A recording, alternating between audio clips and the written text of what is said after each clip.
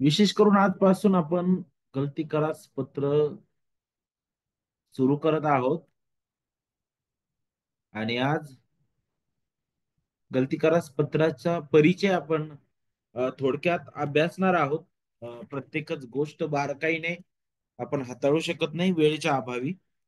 पण का बरं गलती करास पत्र लिहिण्यात आलं? कोणत्या लोकांसाठी हे लिहिण्यात आलं? अ, का याला गलती करास पत्र म्हटलेलं आहे? नेमकं त्या ठिकाणी समस्या काय चालू होती? आणि का बरं पॉल हे लिहित आहे? तर या आपण नेहमीप्रमाणे ज्यावेळेस प्रत्येक पुस्तकामध्ये आपण अभ्यासतो, त्याची पार्श्वभूमी आपण पाहतो. तर अगोदर आपण गलती कराच पत्राची पार्श्वभूमी पाहूया. आज आपण विशेष करून त्याचा परिचय आपण अभ्यासणार आहोत आणि त्याद्वारे आपण काही महत्वाचे ज्या गोष्टी आहेत त्या हाताळणार आहोत. ओके. तर ज्यावेळेस आपण गलती कराच पत्र त्याचा विचार करतो, तर मग याचा लेखक सगळ्यात अगोदर त्याचं शीर्षक त्याच्याबद्दल आपण विचार करतो, नाही का? की हे जे शीर्षक आहे, हे जे नाव आहे, ते कशावरून त्याला देण्यात आलं? तर आपल्याला शिकायला भेटतं, की पौलाने ज्या प्रांतातील विश्वासणाऱ्यांना, त्या मंडळ्यांना हे पत्र लिहिण्यात आलेलं आहे, तो प्रांत किंवा तो भाग म्हणजे गलतिया आणि मग त्यावरूनच या पत्राला अ, हे शीर्षक देण्यात आलं, गलतिया गलती करास पत्र. कारण गलतिया भागामध्ये त्या प्रांतात राहणाऱ्या अनेक मंडळ्यांना हे पत्र त्याने लिहिलेलं आहे. आता अगोदर सांगितल्याप्रमाणे याचा लेखक कोण आहे? तर पौल आहे. जसं आपण अध्याय 1 आणि वचन 1 मध्ये पाहतो, तिथं अगदी स्पष्ट केलेलं आहे. तो म्हणतो, गलतियातील मंडळींना मनुष्यांकडून नव्हे किंवा कोणा माणसाच्या द्वारेही नव्हे, तर येशू ख्रिस्त व ज्याने मला मेलेल्यातून उठवले, तो देव पिता यांच्याद्वारे प्रेषित झालेला पौल, त्या माझ्याकडून व माझ्या बरोबरच्या सर्व बंधूंकडून. ओके, तर इथं अगदी स्पष्ट होतं की कुणी लिहिलेलं आहे. आणि पौलाची ही सुंदर पद्धत आहे आणि रोमी जी पत्र व्यवहार होता आणि त्यांची जी पद्धत होती अशाच प्रकारे होती, की ते ज्यावेळेस पत्र व्यवहार करायचे आणि आपल्याला माहित आहे जुन्या काळामध्ये सुद्धा जो पत्र व्यवहार केला जायचा त्या ठिकाणी सुद्धा नावाचा उल्लेख केला जायचा. आणि तशाच प्रकारे पौल करत आहे. आणि मग आणखी एक उदाहरण आपल्याला पाहायला भेटतं, की पौल याचा लेखक आहे. त्याचं उदाहरण म्हणजे गलती 5:2 मध्ये सुद्धा तोच ते म्हणतो, की मी पौल तुम्हाला सांगतो म्हणे, नाही का? तर यातून आपल्याला समजण्यास मदत होईल, की याचा लेखक कोण आहे? पौल आहे. याच्यामध्ये काही शंका नाही. ओके. आता हे कधी लिहिण्यात आलं? तर त्यासाठी आपल्याला एक गोष्ट समजून घेणं गरजेचं आहे, की पौलाने त्या भागामध्ये कधी भेट दिली होती? सगळ्यात अगोदर जर आपण अध्याय 2 जर वाचला, तर अध्याय 2 मध्ये ज्या गोष्टीबद्दल पौल बोलत आहे, विशेष करून गलती करासपत्र अध्याय 2 मध्ये पहा वचन 1 मध्ये तो म्हणतो, की नंतर 14 वर्षांनी बर्नबा बरोबर मी पुन्हा यरुशलेमेस वर गेलो. तर कधी गेला हा? कोणती घटनेबद्दल तो बोलत आहे? तर आपल्याला ही घटना प्रेषितांची कृत्य 15व्या अध्यायामध्ये पाहायला भेटते. जिथं पहिली धर्म परिषद झाली. त्या वेळेबद्दलची तो आठवण करून देत आहे इथं. आणि आणि तो म्हणतो की मी आपल्याबरोबर पितालाही घेतलं होतं. मला प्रगटीकरण झाल्याप्रमाणे मी गेलो. ज्या सुवार्तेची मी परराष्ट्रात घोषणा करत असतो, ती मी त्यांना निवेदन केली. तर यरुशलेमेमध्ये तो पुन्हा गेलेला आहे आणि तिथं त्याने त्या यरुशलेमेतील मंडळीला तो जी पहिली सुवार्त प्रसार फेरी दरम्यान ज्या ज्या गावाला त्याने भेट दिल्या आणि तिथं किती अद्भुत रीतीने देवाने कार्य केलं, मंडळी स्थापन झालेली आहे आणि सर्व जी बातमी आहे त्याने यरुशलेमेला जाऊन जी मुख्य जी मंडळी होती यरुशलेमेमधील तिथं जाऊन त्याने सांगितली आणि तिथंच आपल्याला पाहायला भेटतं त्याच्यानंतर जी धर्म परिषद आहे ती तिथं झालेली ज्याच्याबद्दल आपल्याला अध्याय 15 मध्ये शिकायला भेटतं. आणि मग यावरून आपल्याला थोडा अंदाज येईल की मग जर जी धर्म परिषद आहे त्याच्या अगोदर तो ह्या सर्व मंडळांना भेट देऊन गेलेला आहे. तर मग हे जे पत्र तो लिहित आहे आणि जर तो या ठिकाणी त्या धर्म परिषदेचा जर उल्लेख उल्लेख करत आहे, तर आपल्याला त्याची तारीख त्या धर्म परिषदेची जी जी वेळ आहे ती समजणं गरजेचं आहे. कारण त्याच्या अंदाजे आपण या पत्राची जी वेळ आहे ती समजू शकतो. मग जे अभ्यासक आहेत ते अशा प्रकारे म्हणतात, की ती जी धर्म परिषद होती पहिली यरुशलेममध्ये झालेली, ती इसवी सन 49 मध्ये झाली. आणि मग त्या वेळेनुसार जर आपण पाहिलं, तर त्या धर्म परिषदेनंतर पौलाने हे जे पत्र आहे ते लिहिलं असावं. मग कदाचित बघ 50 मग पुढे तुम्ही कोणताही अंदाज लावू शकता. कारण आपण ठामपणे ती तारीख, ती वेळ सांगू शकत नाही, पण अंदाजे आपण ती सांगतो. ओके, आता गलती या प्रांताबद्दल आपण थोडक्यात माहिती करून घेऊया. गलतिया जो भाग आहे हा मध्य आशिया मायनरचा प्रदेश होता, ज्यात गलेशियन्स लोकांची वस्ती होती. आणि हे एक मूळ आहे. आणि हे लोक जे आहे ख्रिस्तपूर्व 3ऱ्या शतकामध्ये, ख्रिस्तपूर्व 3ऱ्या शतकामध्ये गॉल म्हणजे अ, आधुनिक फ्रान्स मधून स्थलांतरित ते झालेले लोक होते. आणि रोमी लोकांनी आपल्याला पाहायला भेटतं की ख्रिस्तपूर्व 189 मध्ये गलती करारांवर विजय मिळवला, आक्रमण केलं. आणि जरी त्यांच्यावर विजय मिळवलेला आहे, जरी त्यांचं राज्य जे आहे रोमी लोकांचं त्यांच्यावर प्रस्थापित झालेलं असलं, तरी सुद्धा आपल्याला पाहायला भेटतं रोमी लोकांनी त्यांना काही स्वातंत्र्य पण दिलं होतं, जवळजवळ ख्रिस्तपूर्व 25 पर्यंत. आणि मग आपल्याला पाहायला भेटतं जेव्हा तिथं रोमी वसाहत जे आहे मोठ्या प्रमाणात प्रस्थापित झाली, आणि मग गलतिया जे आहे कालांतराने एक एक मोठा जो रोमी प्रांत तो झालेला आहे, किंवा ते एक मोठी वस्ती झालेली आहे. कारण रोमी साम्राज्याचा एक मुख्य भाग तो नंतरच्या काळामध्ये बनला. कारण त्या ठिकाणी आपल्याला पाहायला भेटतं केवळ जे मूळ गलतीकर आहेत, जे जे वांशिक रीतीने गलतीकर आहेत, नाही का, फक्त त्यांचीच वस्ती तिथं नव्हती. उदाहरणार्थ आपल्याला इकोनिया, फ्रुगिया, पिसिडिया, नाही का, अशा अशा शहरांबद्दल तिथे शिकायला भेटेल. कारण पौल अशा विविध शहरांमध्ये गेलेला आहे. आणि मग कालांतराने राजकीय अर्थाने काय झालं, गलतिया हे जे आहे ते पूर्ण रोमन साम्राज्याचा एक मुख्य भाग किंवा प्रदेश बनलं ते. आणि मग आपल्याला शिकायला भेटतं की पौलाने काय केलं, दक्षिणेकडील जो गलतिया जी शहरं होती, आता दोन भाग होते. एक तर गलतियाबद्दल विचार करत असेल, जे मूळ गलतीकर होते, मूळ जे आपण म्हणतो वंशिक रीतीने जे गलतीकर होते, ते खरं तर अ, अनेक नव्हते, ते ते फार थोडके होते, अल्पसंख्याक होते ते. उत्तरेकडील भागामध्ये होते. पण आपण पाहतो की पौलाने जी सेवा केली ती दक्षिणेकडे गलतीच्या दक्षिणेकडील गलतिया शहरांमध्ये त्याने सेवा केलेली आपल्याला पाहायला भेटते, त्याने प्रवास केलेला आपल्याला पाहायला भेटतो. जसं अंतुखिया, इकोनिया, लुस्र आणि दर्बे, ज्याच्याबद्दल तुम्हाला अध्याय 13 आणि 14 मध्ये तुम्हाला शिकायला भेटेल. जे तुम्ही ते घरी गेल्यानंतर बारकाईने ते अध्याय तुम्ही वाचा. त्या ठिकाणी पौलाचा जो प्रवास आहे तो तुम्हाला पाहायला भेटेल.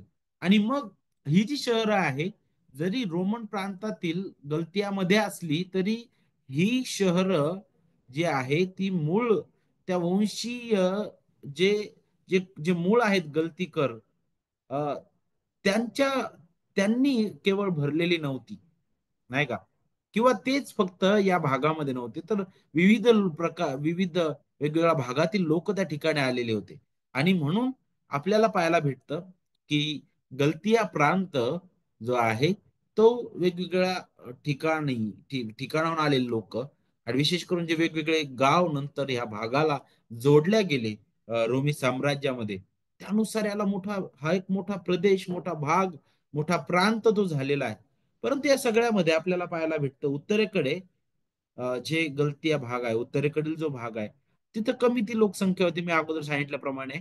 आणि पॉल जो आहे वंशिक जे गलतीकर आहेत, खरे जे मूळ गलतीकर आहेत, त्याने त्यांच्यामध्ये जाऊन मंडळी स्थापन केली असा कुठेही उल्लेख केलेला नाही. परंतु तो जो गलती भाग आहे, जिथं आता विविध शहरं जोडल्या गेले आणि मोठा भाग तो बनलेला आहे, तिथं पॉल गेलेला दिसतो आपल्याला दक्षिण भागाकडे. आणि मग आपल्याला पाहायला भेटतं की आता दोन भाग, एक तर वंशिक रीतीने जे मूळ आहेत गलतीकर, तो भाग म्हणजे उत्तरेकडचा भाग. आणि दक्षिण भाग जिथं आपल्याला पाहायला भेटतं रोमी साम्राज्याद्वारे जोडण्यात आलेली इतरही शहरं त्यामुळं तो जो भाग आहे विस्तारला गेलेला आहे. आणि मग यामुळं जर आपण पाहिलं गलतीकरास पत्र जे आहे ते नेमकं कुणाला लिहिलं नाही का, हे समजण्यासाठी थोडं जरा कठीण होतं. आणि गोंधळात आपण कदाचित पडू शकू नाही का. पण काही जण जे आहेत ते अशा प्रकारे म्हणतात की गलतियाच्या त्याच्या त्या वंशिक अर्थाने ते अर्थ लावतात आणि किंवा असा ते युक्तवाद करतात की पौलाने हे जे पत्र आहे ते उत्तर गलतियातील मूळ प्रदेशातील मंडळींना संबोधित केलं होतं, ज्यात गॉल म- म्हणजे जे मूळ वंशज आहे, गलतीकर जे आहेत मूळ वास्तव्यात होते तिथून त्यांच्यासाठी हे पत्र त्यांनी लिहिलं असं अशा प्रकारे लोक म्हणतात. परंतु प्रेषितांची कृत्यमध्ये अशा प्रकारचा कोणताही उल्लेख आपल्याला पाहायला भेटत नाही की पौलाने सुवार्तेची जी सेवा आहे त्या मूळ वंशिक भागात केली आहे. असा कुठेही उल्लेख आपल्याला पाहायला भेटत नाही. केवळ 2 ठिकाणी आपण तो उल्लेख पाहतो. परंतु तो उल्लेख अशा प्रकारचा आहे जिथं काय सांगितलंय, 16वा अध्याय प्रेषितांची कृत्य वचन 6 मध्ये, नंतर आशिया प्रांतात वचन सांगण्यास त्यांना पवित्र आत्म्याकडून प्रतिबंध झाल्यामुळे ते फ्रुगिया व गलतिया ह्या प्रांतामधून गेले. तिथं असं म्हटलं नाही की पॉल त्या भागामध्ये गेला, त्याने सुवार्ता गाजवली आणि तिथं तो काही काळ राहिला, असं तिथं कोणत्याही प्रकारे बोलण्यात आलेलं नाही. तर यावरून आपल्याला समजतं हा जो भाग आहे तो उत्तरेकडचा भाग होता. जे वंशिक जे जे मूळ गलतीकर होते तो भाग हा आहे. आणि जिथून पाऊल गेला तिथे त्याने वेळ घालवलेला दिसत नाही, परंतु दक्षिण भागामध्ये पौलाने वेळ घालवलेला आहे. आणि आपल्याला पाहायला भेटतं मग यावरून हे अगदी स्पष्ट होतं की पौलाने हे जे पत्र आहे ते रोमी प्रांताच्या दक्षिणेकडील भागात असलेल्या ज्या मंडळ्या आहेत त्यांना उद्देशून त्याने हे पत्र लिहिलेलं आहे. आणि मग प्रेषितांची कृत्येमध्ये तुम्हाला हे नाव पाहायला भेटेल नाही का, अंतुखिया बद्दल बोलत असताना पिसिदियातील अंतुकिया, इकोनिया, लुस्त्र आणि दर्बे, हे जे अध्याय आहेत अध्याय 13 आणि अध्याय 14, अध्याय 16 मध्ये तुम्हाला ही नावं जे आहेत पाहायला भेटतील. आणि या व्यतिरिक्त पौलाने जे संबोधित केलेले जे जे शहर आहेत आणि विशेष करून ज्या मंडळ्या आहेत आपल्याला पाहायला भेटतं, त्या मंडळ्या यरुशलेमेमध्ये जी पहिली धर्म परिषद झाली नाही का, त्याच्या अगोदर स्थापन झालेल्या मंडळ्या होत्या. त्यातून सुद्धा आपल्याला शिकायला भेटतं. कारण 2 अध्याय आणि वचन 5 मध्ये पहा, सुवार्तेचे सत्य तुमच्याजवळ राहावे म्हणून आम्ही त्यांना घटकाभरही वश होऊन मान्य झालो नाही म्हणे. तर हे जे पौलाचं बोलणं आहे हे तो आपल्याला पाहायला भेटते तर त्या यरुशलेम येथील लोकांना बोलत होता. आणि आपल्याला पाहायला भेटतं की त्या धर्म परिषदे अगोदर त्या त्या स्थापित झालेल्या त्या मंडळ्या आहे त्याच्याबद्दल आपल्याला इथून कल्पना होते नाही का. आणि मग ह्या ज्या मंडळ्या होत्या त्या दक्षिण गलत्या भागातील होत्या, ज्यांची स्थापना पौलाच्या पहिल्या सुवार्ता प्रसार फेरी दरम्यान झाली. अ, आणि ही फेरी जी आहे यरुशलेमेच्या धर्म परिषद होण्या अगोदर ती झालेली आहे. आणि ती जी धर्म परिषद आहे ती का बरं बोलावण्यात आली, का झाली, त्याचं कारण होतं की काही जे यहुदी ख्रिस्ती होते ते अ, ते फार चुकीच्या पद्धतीने मंडळीला शिकवत होते त्या ठिकाणी. आणि आपल्याला जर आपल्याला जर देवासमोर नीतिमान म्हणून उभं राहायचं आहे तर फक्त विश्वासच गरजेचा नाही, तर विश्वासासोबत आपल्याला मोशेचं नियमशास्त्राचं पालन, आपल्याला जे जे जे काही अ, यहुदी परंपरा आहे त्याचं पालन करणं गरजेचं आहे. आणि अनेक असे चुकीचे मत त्यांचे होते. त्यांना पौलाने, बर्नबाने आणि इतरही जे शिष्य होते त्या ठिकाणी त्यांनी खोडून काढलं, आपल्याला तिथं शिकायला भेटतं. आणि मग ज्यावेळेस आपण 16 अध्याय वचन 6 मध्ये आपण पाहतो तिथं पुन्हा सांगितलं की ते आशिया प्रांतात वचन सांगण्यास त्यांना पवित्र आत्म्याकडून प्रतिबंध झाल्यामुळे ते फ्रुगिया व गलतिया ह्या प्रांतामधून गेले, जे आपण अगोदरच वाचलेलं आहे. तर त्या ठिकाणाहून ते गेले कारण त्या ठिकाणी त्या मंडळ्या होत्या, तर दक्षिण भागामध्ये त्या मंडळ्या होत्या. आता का पौल जो आहे हे पत्र गलतिया प्रांतातील मंडळ्यांना लिहित आहे, नेमकं त्या मंडळामध्ये काय समस्या चालू होती, कोणत्या समस्येला त्या मंडळ्या तोंड देत होत्या, आणि काय कारण होतं की पौल हे पत्र त्यांना लिहित आहे. आता हे जे पत्र आहे, हे असं पत्र आहे जे इतर इतर पत्रांपेक्षाही फारच गंभीर आहे. आणि पौल फार गांभीर्याने इथं बोलताना आपल्याला दिसतो. पौल इथं क्रोधिष्ठ झालेला सुद्धा आपल्याला दिसतो. जसं उदाहरणार्थ जर तुम्ही अध्याय 1 आणि वचन 6 वाचलं, तर तुम्हाला इथं समजून येईल की पौल जो आहे तो फार रागाने बोलत आहे.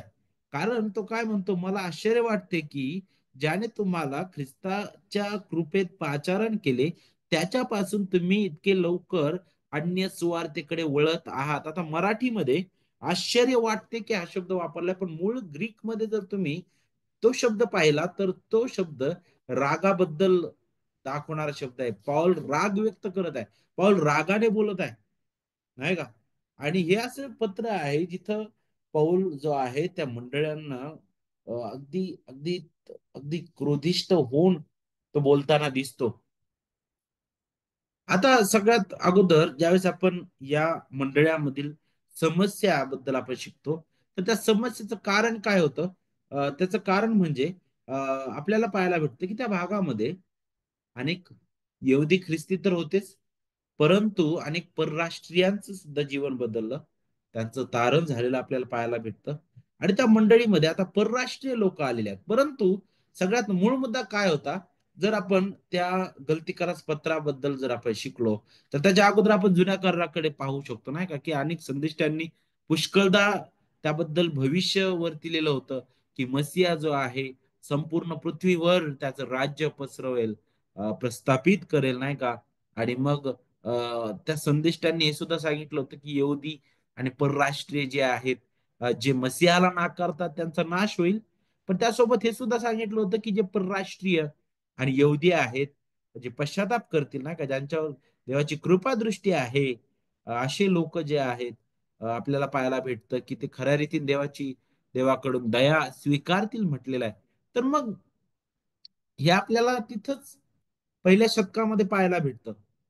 आणि मग आपल्याला पाहायला भेटतं की पौलासाठी एक आश्चर्याची बाब होती. का बरं? कारण काय झालं की बहुतेक जी यहुदी होते, त्यांनी काय केलं होतं, ज्यावेळेस पौल त्या ठिकाणी गेला, त्या गलत्या प्रांतातून, त्या दक्षिण भागातून जात असताना पुष्कळ यहुद्यांनी ख्रिस्ताची सुवार्ता नाकारली होती त्याच वेळेस. आणि आपल्याला पाहायला भेटतं, म्हणून पौलाने काय केलं, आपलं मुख त्या काळामध्ये परराष्ट्रीयांकडे वळविलं. आणि पौलाच्या पहिल्या सुवार्ता प्रसार फेरी दरम्यान अनेक विदेशी लोक, अनेक परराष्ट्रीय लोकांचं जीवन बदललेलं आहे. त्याच्याबद्दल प्रेषितांची कृत्य 13वा अध्याय वचन 46-47 मध्ये सांगितले पहा. तेव्हा पौल व बर्नबा हे निर्भीडपणे म्हणाले, देवाचे वचन प्रथम तुम्हाला सांगण्याचे अगत्य होते, तरी ज्या अर्थी तुम्ही त्याचा अवेअर करता व आपणाला सार्वकालिक जीवनाकरिता अयोग्य ठरवता, त्या अर्थी पहा आम्ही परराष्ट्रीयांकडे वळतो. तर पौलाची पद्धत होती सुवार्ता प्रसाराची नेहमी. तो ज्यावेळी अ, तो सुवार्थ प्रसारासाठी एखाद्या नवीन शहरामध्ये जायचा, तो सगळ्यात अगोदर तो यहुदी सभास्थानात जाऊन सुवार्ता गाजवायचा. त्याचा हा विश्वास होता की पहा, सुरुवातीपासून हे सुवार्तेचं आमंत्रण सगळ्यात अगोदर देवाने यहुद्यांना दिलं होतं. आणि ज्यावेळी ते यहुदी ते नाकारायचे, त्यावेळी पौल परराष्ट्रांकडे जायचा. आणि तेच चित्र इथं सुद्धा आपल्याला शिकायला भेटतं. कारण प्रभूने आम्हाला आज्ञा दिली आहे की मी तुला परराष्ट्रांसाठी प्रकाश करून ठेवले आहे, यासाठी की पृथ्वीच्या दिगंतापर्यंत तू तारण व्हावेस. आता हा जो उतारा आहे, पौलाच्या सेवेतील एक मोठा बदल तो प्रकट करणार आहे. इस्रायलमध्ये मसीहाच्या युगामध्ये, मसीहाच्या काळामध्ये आपल्याला पाहायला भेटतं की पश्चाताप सुरू होईल म्हणे, जणू काय. आणि हे जुन्या करारावरून पौलाला माहित होतं की अद्भुत रीतीने अनेक लोकांचं जीवन बदललं जाणार आहे. परंतु सुवार्तेबद्दल आपल्याला पाहायला भेटतं की अनेक यहुद्यांच्या नकारात्मक ज्या प्रतिक्रिया होत्या, त्यामुळे आता पौलाला काय ही खात्री पटली की देव जो आहे त्याला विदेशी लोकांकडे घेऊन जात आहे. विदेशी लोकांपर्यंत ख्रिस्ताची सुवार्ता पोहोचवण्यासाठी देव पौलाला पाचारण करत आहे. आणि म्हणून पाऊल म्हणतो की आम्ही आमचं मुख विदेशांकडे वळवलेलं आहे. आणि मग देवाने त्याला त्यामध्ये खूप यश दिलेलं आहे. त्याचं उत्तर लगेच आपल्याला अध्याय 14 मध्ये वचन 1 मध्ये पाहायला भेटतं, जिथं ते इकोन्यामध्ये आले आणि तिथं आल्यानंतर यहुदी लोकांच्या सभास्थानात ते दोघे मिळून गेले आणि अशा रीतीने तिथं ते बोलले की यहुदी व हेलेंनी याच्या मोठ्या लोकसमुदायाने विश्वास ठेवला म्हटलेला आहे तिथं. तर देवानं त्याला तिथं यश दिलं इकोन्यामध्ये. आणि मग पुढे आणखी आपण पाहतो, की आता ख्रिस्तावर जे विश्वास ठेवणारे होते ते केवळ यहुदी नव्हते, तर त्यामध्ये यहुदी आणि ग्रीक अशा दोघांची मोठ्या संख्येने भर पडलेली आपल्याला पाहायला भेटते. त्यांनी ख्रिस्तावर विश्वास ठेवलेला आपल्याला शिकायला भेटतं. कारण प्रेषितांची कृत्य 14 अध्याय वचन 27 पहा.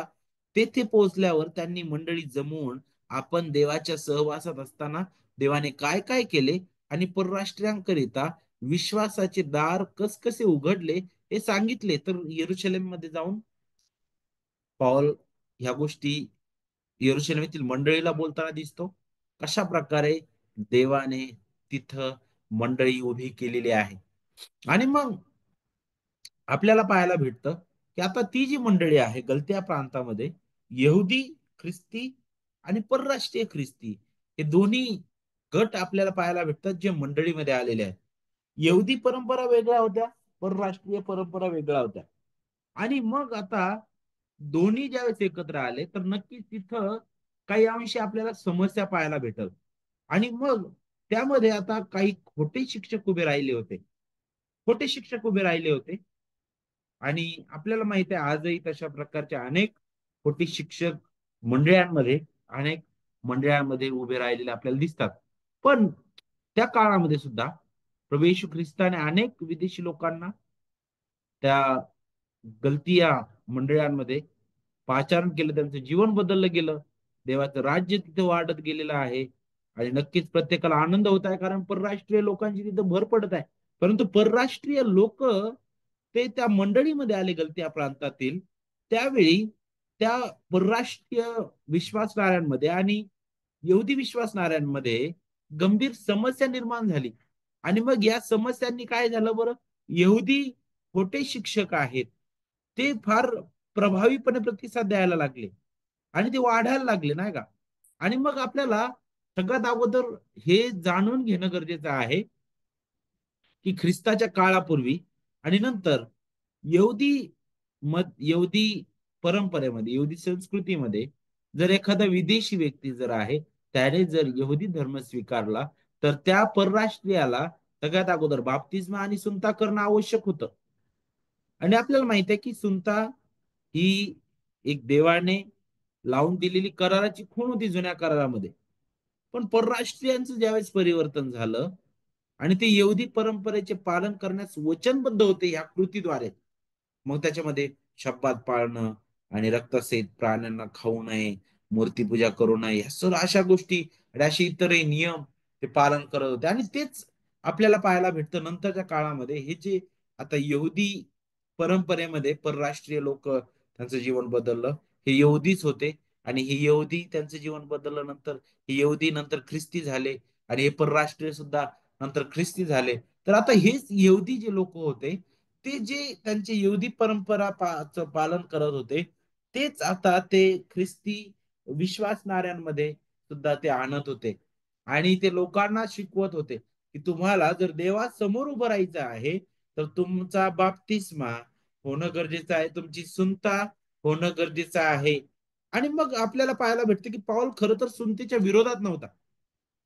कारण उत्पत्ती 17 मध्ये आपल्याला पाहायला भेटते इस्रायलसाठी सुनता ही एक खून दिली होती, महत्वाची खून होती.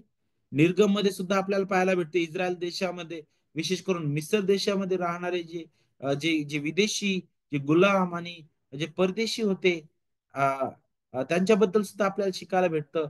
आणि विशेष करून इस्रायलमध्ये सुद्धा राहणारे लोक त्यांना जर वलांडणपणामध्ये भाग घ्यायचा आहे तर त्यांची सुनता करणं आवश्यक होतं. पण आपल्याला समजणं गरजेचं आहे की गलती कर जे आहेत ते कुठं चुकत होते आणि काय चालू होतं. पण हे समजणं गरजेचं आहे की यहुदी संस्कृती जी आहे जी सर्व जे विदेशी विश्वासणाऱ्यांना ज्या प्रकारे सुनतेबद्दल शिकवत होते ते जुन्या कराराच्या शिक्षणाच्या पलीकडे होतं. अगदी जुना करार ज्या प्रकारे शिकवत आहे त्याच्या विरुद्ध ते होतं. आणि याहूनही अधिक मसीहाने विशेष करून त्या शेवटच्या काळामध्ये आपल्याला पाहायला भेटतं, शेवटचे दिवस आणले. परराष्ट्रीय राष्ट्रामध्ये देवाचं राज्य विस्तारित होत आहे. आणि आपल्याला पाहायला भेटतं, की ज्यावेळेस ख्रिस्त आला, त्याने तो जगला, तो मरण पावला, तिसऱ्या दिवशी पुन्हा उठलेला आहे. आणि तो या भूतलावर होता. त्याच्या मृत्यूनंतर त्याने केलेल्या परिपूर्ण कार्यानंतर आज तो स्वर्गात आहे. कोणत्याही प्रकारे कुठेही अशा प्रकारे तुम्हाला सुनतेची, दैहिक सुनतेची गरज आहे. तुमची सुनता करणं गरजेचं आहे. जर तुम्हाला देवासमोर उभं राहायचं आहे, तर अशा प्रकारे कुठेही स्पष्ट रीतीने एकतर जुन्या करारामध्ये सुद्धा तशा प्रकारची शिकवण नव्हती. तिथे कराराची खूण म्हणून ती दिलेली होती. परंतु इथं आता कर्माकडे ही कृती घेऊन जात होती, नाही का? आणि आपल्याला पाहायला भेटतं की पौलाच्या पहिल्या सुवार्थ प्रसार फेरी दरम्यान ख्रिस्ती मंडळी जी आहे, ही मंडळी अगोदर यहुदी होती. आणि म्हणूनच त्याचं कारण आहे की सुरुवातीची जी मंडळी आहे, जी यरुशलेममध्ये स्थापिली गेली होती, तिने त्या यहुदी परंपरा ज्या आहेत त्या अगदी घट्ट धरलेल्या होत्या. आणि मग त्याचा परिणाम काय झाला? ज्यावेळेस परराष्ट्रीय लोक जे आहे ते मंडळीमध्ये यायला लागले, त्यावेळेस ते यहुदी लोक त्यांच्याकडून तीच अपेक्षा करायला लागले की तुम्हाला मोशेचं नियमशास्त्राचं पालन करावं लागेल, तुम्हाला सुनता करावी लागेल, तुम्हाला ह्या सर्व गोष्टीचं पालन करणं गरजेचं आहे. त्याच वेळेस तुम्ही जे आहात खऱ्या रीतीने देवासमोर स्वीकारले जाल. जरी ख्रिस्ताने केलेलं कार्य ते महत्वाचं आहे, परंतु त्याच्यासोबत हे सुद्धा महत्वाचं आहे देवासमोर उभे राहण्यासाठी. आणि मग गलती येथील खोटे शिक्षक जे आहेत ते हा आग्रह वारंवार धरायला लागले की जर तुम्हाला देवासमोर नीतिमान म्हणून उभं राहायचं आहे, तर परराष्ट्रीयांनी सुनता करणं गरजेचं आहे. आणि म्हणून त्यांना त्यांना प्रत्युत्तर करण्यासाठी पॉल अगदी हे स्पष्ट करतो आणि तो फटकारतो तो की अरे तुम्ही ज्या प्रकारे सुनतेचा अर्थ काढत आहात आणि ज्या प्रकारे तुम्ही परराष्ट्रीयांना पितवत आहात, तुम्ही ज्या प्रकारे शिकवत आहात, त्याद्वारे तुम्ही ख्रिस्ताचा मृत्यू आणि पुनरुत्थान हे निरर्थक करत आहात, असमर्थ करत आहात की आम्हाला ख्रिस्त पुरेसा नाहीये. आणि म्हणूनच ख्रिस्तासोबत आम्हाला सुद्धा काहीतरी कृती करायला पाहिजे. त्यावेळेस देव आमची कृती आणि ख्रिस्ताने केलेलं कार्य असं एकत्र करेल आणि मग आम्हाला तो स्वीकारेल. त्यांच्या तर कृतीतून ते ते हे दाखवत होते की ख्रिस्त आमच्यासाठी पुरेसा नाही. आणि म्हणूनच पौलाने अगदी हे स्पष्ट केलं की आपण आपल्या स्वतःच्या कर्मांनी कधीच देवासमोर नीतिमान म्हणून उभे राहू शकत नाही. आणि पौल आता गलतीकरांना अगदी सुरुवातीपासून हे स्पष्ट करेल की जर तुम्ही नियमशास्त्राबद्दल म्हणताना मोशेच्या नियमशास्त्राबद्दल विचार करत आहात ना, चला मग मी तुम्हाला नियमशास्त्राकडे घेऊन जात आहे. पहा, ते नियमशास्त्र खुद्द तुम्हाला कशाची आठवण करून देईल? ते नियमशास्त्र खुद्द तुम्हाला याची आठवण करून देईल की तुमच्यामध्ये ती कुवत नाहीये की तुम्ही तुमचे कृत्य तुम्ही पूर्णपणे त्याचं पालन करू शकाल. नियमशास्त्र ज्या नीतिमत्वतेची मागणी करत आहे, ते नीतिमत्वता तुम्ही कधीच स्वतःहून कमवू शकणार नाही. नियमशास्त्र जे जे जे जे- ज्याकडे बोट दाखवत आहे, जे करायला सांगत आहे, ते पूर्णपणे तुम्ही कधीच पालन करू शकणार नाहीये. कारण तुम्ही पापी आहात, तुम्ही भ्रष्ट आहात, तुम्ही देवापासून दुरावलेले आहात. नियमशास्त्राचं कार्य काय आहे? तुम्हाला ते खऱ्या रीतीने कशाकडे घेऊन जातं? खऱ्या नीतिमत्वाकडे घेऊन जातं. खऱ्या नीतिमत्वाची गरज ते दाखवतं. देवाचं पावित्र्य ते दाखवतं. तुमची दयनीय अवस्था ते दाखवतं. आणि पाऊल नियमशास्त्र आणि सुवार्ता यातील संबंध मग पुढे गलतीकाराच्या पुस्तकामध्ये पुढे मांडणार आहे. पण या सगळ्या गोष्टीबद्दल विचार करतो आपण समजून घेऊ शकतो की गलती करास पत्र लिहित असताना विशेष करून त्या मंडळीमध्ये मोठी समस्या तीच उभा राहिली होती. कारण खोटे जे शिक्षक होते ते ज्यावेळेस सुनतेबद्दल शिकवायला लागले, तर ते एकीकडे ख्रिस्ताचं रक्त नक्कीच महत्वाचं आहे, परंतु ही जी कृती तुम्ही करता त्याद्वारे सुद्धा रक्त सांडलं जातं आणि हे एक यज्ञाचा प्रकार आहे. आणि पहा, ख्रिस्ताने केलेलं जे रक्त सांडलेलं आहे आणि तुम्ही जी कृती करत आहात सुनता करण्याद्वारे, ही कृती तुमचं जे रक्त सांडलं सांडलं गेलं, पहा हे इतकं अद्भुत होईल की पहा ते रक्त आणि हे रक्त ह्या दोन्हीमध्ये आपल्याला पाहायला भेटतं की आपण देवाकडे स्वीकारले जाऊ, देव आम्हाला स्वीकारेल, देव आम्हाला आनंदाने कवटाळेल. पण हे किती भयंकर आहे बघा शिकवण. किती भयंकर आहे. आजही मंडळांमध्ये वेगवेगळ्या प्रकारे ख्रिस्ताच्या सुवार्तेला विपरीत करण्यात येत आहे, नाही का? अ, अ, कुरूप करण्यात येत आहे. तिच्यात भर घालण्यात येत आहे. भयंकर आहे. आणि हे कृत्य जे आहे, ते डायरेक्ट ख्रिस्ताच्या कार्यावर घाला करणारं होतं. ख्रिस्ताने केलेल्या कार्यावर घाला करणारं होतं, की ख्रिस्ताचं कार्य आता आमच्यासाठी पुरेसं नाहीये. आणि ख्रिस्ताचं कार्य आम्हाला कधीच देवासमोर नीतिमान म्हणून उभं करू शकणार नाही आणि म्हणूनच आम्हाला सुनतेची गरज आहे. म्हणूनच ख्रिस्ताचं कार्य अधिक सुनता म्हणजे देवाजवळ आम्ही नीतिमान म्हणून उभे राहू शकू. किती वाईट ही शिकवण आहे. आणि खोटे जे शिक्षक होते, ते अशा प्रकारे ख्रिस्ताच्या कार्याला नाकारत होते. कमी लेखत होते त्यांच्या या कृतीतून आणि मंडळीला अशा प्रकारे शिकवण्याद्वारे. आणि म्हणून पौल पुढे हे स्पष्ट करतो की ख्रिस्ताचं कार्य हे पुरेसं आहे आपल्या तारणासाठी. आपली कोणतीच कृती आपल्याला देवासमोर कधीच उभी करू शकणार नाही. कारण तारण हे देवाच्या कृपेने आहे. केवळ प्रभू येशूने केलेल्या परिपूर्ण कार्याद्वारे आहे. आणि हे केवळ आपण आपल्या विश्वासाने स्वीकारतो. आणि म्हणूनच पाऊल गलती 5:2 मध्ये काय म्हणतो? मी पाऊल तुम्हाला सांगतो, जर तुम्ही सुनता करून घेतली, तर तुम्हाला ख्रिस्ताचा काही उपयोग होणार नाही.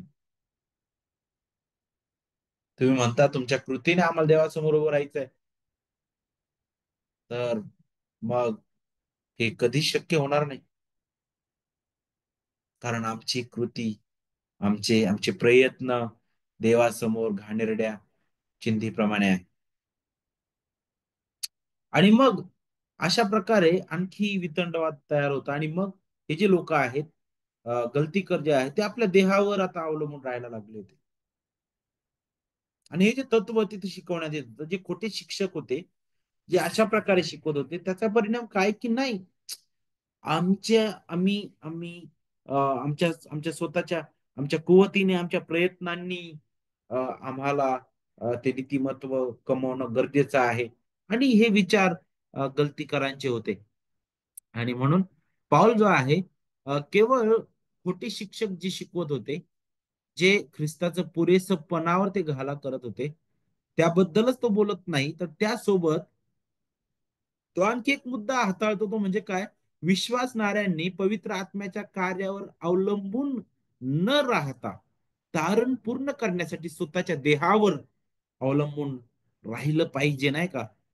आणि असा सुद्धा त्या मंडळीमध्ये भयंकर असा विश्वास व्हायला लागला होता लोकांचा. आणि म्हणून पॉल त्यांना फटकारतो अध्याय 3:3 मध्ये, काय म्हणतो? तुम्ही इतके बुद्धिहीन आहात काय? तुम्ही आत्म्याने प्रारंभ केल्यावर आता देह स्वभावाने पूर्णत्व मिळू पाहत आहात काय? तो म्हणतो तुमची सुरुवातच आत्म्याने झालेली आहे. तिथं कुठंच तुमच्या देहाला स्थान नाहीये, नाही का? आणि इथं जर तुम्ही देह स्वभाव या शब्दाबद्दल जर तुम्ही विचार केला, तर इथं पहा, देह स्वभाव जो शब्द आहे ना, त्यासाठी मूळ ग्रीक जो शब्द वापरण्यात आलेला आहे, तो म्हणजे काय? मानवी शक्तीचा वापर करून त्याच्यासाठी जो शब्द वापरला जातो, तो शब्द इथं वापरतो पाऊल, देह स्वभाव. आणि हा जो शब्द आहे, पुष्कळ वेळा अनेकदा पवित्र शास्त्रामध्ये अ, अ, पापी मानवी मार्ग दाखवण्यासाठी वापरण्यात आलेला शब्द आहे. किंवा पापी मानवी प्रयत्न, त्याच्यासाठी हा शब्द वापरण्यात आलेला आहे. आणि पॉल म्हणतो की अरे तुम्ही आत्म्याद्वारे प्रारंभ केल्यावर आता देह स्वभावाने तुमच्या पापी मानवी प्रयत्नांनी तुम्ही आता पूर्णत्व मिळू पाहत आहात, नाही का?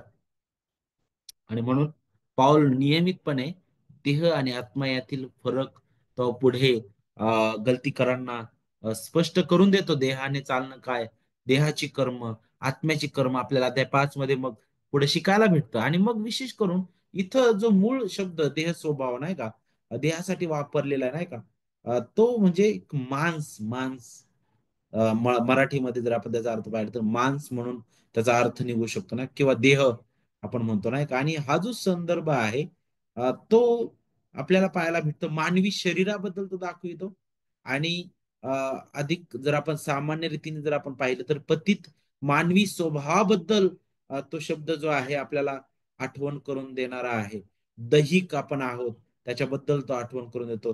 स्वाभाविक वृत्तीचे आपण आहोत आणि स्वाभाविक वृत्तीने, दैहिक वृत्तीने पतित अवस्थेमध्ये आपण देवाची सेवा कधीच करू शकणार नाही आणि म्हणून आपण देवाची सेवा करण्यापासून स्वतःची सेवा करण्याच्या दिशेने अधिक वाटचाल करतो नाही का. आणि मग दैहिक असणं म्हणजे काय, स्वतःच्या पापी इच्छा आणि आपल्या स्वतःच्या पापी स्वभावामध्ये स्वतःला गुंतवणं दैहिक. पण या उलट आपल्याला पाहायला भेटतं की ज्यावेळी आपण विश्वासणारे होतो त्यावेळी मात्र आपल्याला पाहायला भेटतं की पवित्र आत्मा आमच्यामध्ये वस्ती करतो आणि मग आपल्याला पाहायला भेटतं की तो दिवसेंदिवस आपल्याला ख्रिस्तासारखं बनवत नेतो. कशामध्ये? त्याच्या वचनाद्वारे, त्या सुवार्तेच्या नेहमी प्रसाराद्वारे, त्याच्या मंडळीमध्ये एकत्रित येण्याद्वारे, वचन ऐकण्याद्वारे. आणि मग त्याबद्दलच सायमन जे आहे डॉक्टर ते अशा प्रकारे त्या त्या शब्दाबद्दल देह स्वभाव त्या शब्दाबद्दल बोलत असताना अशा प्रकारे ते व्याख्या देतात त्याची नाही का. तर किती भयंकर आहे त्या मंडळीमध्ये, किती भयंकर या गोष्टी चालू होत्या नाही का. मग आपल्याला पुढे आणखी हे पाहायला भेटतं की गलतीकर जे आहे अ, जणू काय त्यांची त्यांची सुरुवात अगदी पवित्र आत्म्याच्या सामर्थ्याने झालेली दिसते. पण पुन्हा आपल्याला पाहायला भेटतं की त्यातील काही सुनता करण्याकडे वळल्याने ते काय करत होते, देवाच्या आत्म्याच्या देणगीपासून ते वळले होते आणि देवाला संतुष्ट करण्यासाठी ते स्वतःच्या मानवी क्षमतेवर अवलंबून राहू लागले होते. आणि मग दुःखाची गोष्ट होती की पहा, त्यांच्या मानवी क्षमतेवर अवलंबून राहिल्यामुळे त्यांना आपल्याला पाहायला भेटतं की नपुसकत्व आणि अपयशची त्याची त्याची शिक्षा त्यांना त्यांच्यावर तो आलेला न्याय आपल्याला तिथं पाहायला भेटतो. आणि मग याचा परिणाम काय झाला बरं, त्यांच्या ते स्वतःच्या देहावर अवलंबून होते. स्वतःची कृती करण्यासाठी ते स्वतः प्रयत्न करून देवासमोर उभं राहण्यास ते प्रयत्न करत होते. त्याचा परिणाम काय होत गेला? तर मग त्याचा परिणाम मंडळीमध्ये फुटी सुद्धा पडू लागल्या होत्या. आणि मग पौल जो आहे पुढे त्याबद्दल बोलतो गलती 6 वचन 15 आणि 16 मध्ये जिथं म्हणतो, कारण ख्रिस्त येशूमध्ये सुनता होण्यात किंवा न होण्यात काही नाही, तर नवी उत्पत्ती हीच काय ती होय. जितके ह्या नियमाने वागतील तितक्यांवर देवाच्या इस्रायलावर शांती व दया असो. आता इथं ज्यावेळेस पॉल अशा प्रकारे म्हणत आहे, तर इथं जे शब्द आपल्याला दिसतात नाही का, तर इथं आपल्याला पाहायला भेटतं की त्या मंडळीमध्ये फुटी पण पडायला लागल्या होत्या. आणि पॉल आता याची आठवण करून देत आहे. जणू काही इथं नवी उत्पत्ती आणि जणू काही जुनी उत्पत्ती असा एक भेद पण दाखवला जात आहे. आणि मग तो काय म्हणतो, जितके त्या नियमाने वागतील तितक्यांवर व देवाच्या इस्रायलवर शांती व दया असं म्हटलेलं आहे. तर गलत्यामधील खोटे जे शिक्षक होते ते सुनता झालेले असो, झालेले आणि सुनता न झालेले अशा यांच्यात काय होतं, ते फूट निर्माण करत होते. आणि मग हे प्रेषित पौलाला पूर्णपणे मान्य नव्हता आणि म्हणूनच पौल जो आहे तो नवी उत्पत्ती नाही का त्याबद्दल तो इथं बोलतो. नवी उत्पत्तीबद्दल तो बोलतो की ख्रिस्तामध्ये आपण नवी उत्पत्ती आहोत. आणि त्याबद्दल तो पुढे मार्गदर्शन करतो. आणि मग हीच वचनं आपण ज्यावेळेस यशिया 65 आणि वचन 17 मध्ये पाहतो नाही का. यशिया 65 आणि वचन 17 जिथं तो तशाच प्रकारे म्हणतो. तो म्हणतो, पहा मी नवे आकाश व नवी पृथ्वी करतो, पूर्वीच्या गोष्टी कोणी स्मरणार नाहीत, त्या कोणाच्या ध्यानात येणार नाहीत. आणि हेच वचन पौल इथे घेतो 66-22 मध्ये सुद्धा तेच तुम्हाला पाहायला भेटेल नाही का. ती भविष्यवाणी सांगितलेली आहे. आणि मग हे आपल्याला पाहायला भेटतं खऱ्या रीतीने कुणामध्ये झालं, ख्रिस्त येशूमध्ये घडलेलं आहे. कारण पत्रामध्ये पाऊल इतर ठिकाणी सुद्धा तेच म्हणतो की जितके जो कोणी ख्रिस्त येशूमध्ये आहे तो नवी उत्पत्ती आहे. नाही का, जुने ते होऊन गेले पहा ते नवे झाले. आणि तशाच प्रकारे तो इथं बोलत आहे की जुनं जीवन जगत असताना ख्रिस्त विरहित रीतीने तुम्ही अशा प्रकारे जगलेला आहात. परंतु आता ख्रिस्त जो आहे तुम्हाला समजलेला आहे की आपण आपल्या स्वतःने कधीच स्वतःच्या बळाने देवासमोर आपण उभं राहू शकणार नाहीये. आणि म्हणूनच आपल्याला पाहायला भेटतं की ख्रिस्त आपल्यासाठी पुरेसा आहे. यामुळेच पॉल काय करतो, अगदी स्पष्ट रीतीने सांगतो की ही जी विभागणी आहे ती ख्रिस्तामध्ये नवीन निर्मितीचा भाग आहेत की नाही, नाही का, दोन्ही गोष्टी आहेत. विशेष करून म्हणूनच तिथं भेद आपल्याला पाहायला भेटतो. एक तर तुम्ही जर ती कृती करता तर तुम्ही त्या ख्रिस्तामधील नवी उत्पत्तीचा भाग नाहीये. आणि जणू काय तुमच्यामध्ये हा भेद फुटी पडण्याचं कारण तेच आहे. आणि म्हणूनच जो कोणी ख्रिस्तामध्ये आहे, मग त्याच्याबद्दल विचार केलेला आहे, की आपण ख्रिस्तामध्ये असे वेगवेगळे तुकडे होऊ शकणार नाही. आपण ख्रिस्तामध्ये असताना आपले असे भाग होऊ शकणार नाही. कारण गलती 3:28 म्हणतो यहुदी व हेलेनी, गुलाम व स्वतंत्र, पुरुष व स्त्री हा भेदच नाही म्हणे. कारण तुम्ही सर्वजण ख्रिस्त येशूच्या ठायी एकच आहात. ख्रिस्त येशूच्या ठायी तुम्ही कशा आहात? एकच आहात. तर मग कमीत कमी ह्या काही समस्या होत्या, जिथं ते लोक जे आहे पूर्णपणे देह स्वभावाने वागण्यास त्यांनी सुरुवात केली होती. आपल्या परीने ते वागायला लागले होते. आणि विशेष करून आपल्याला पाहायला भेटतं त्या मंडळीमध्ये फूट पडायला लागल्या होत्या.